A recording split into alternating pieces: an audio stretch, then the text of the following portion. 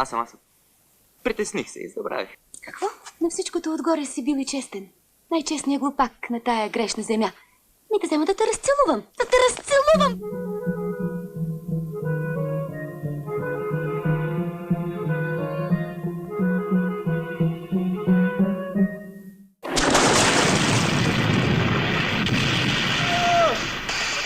Напират.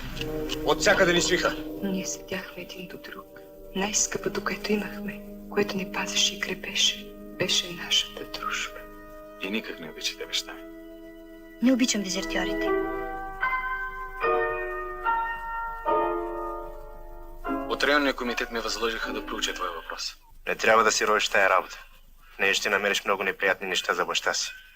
По-добре сам да узнае всичко, отколкото да слушам как шушукат хората около мене.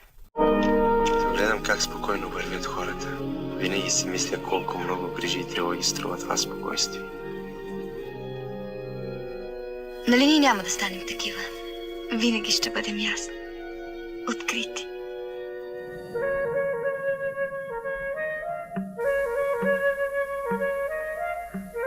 Ще скачате ли? Влизането в басейна с дрехи е забранено. Ако скоча, няма да скоча в басейн. Толкова ли е безнадежно положението?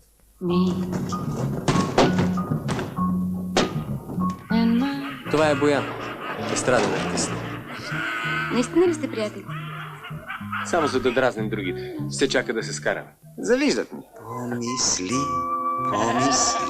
Бях на концерт. А къде са цветята и целувките? Да си ти.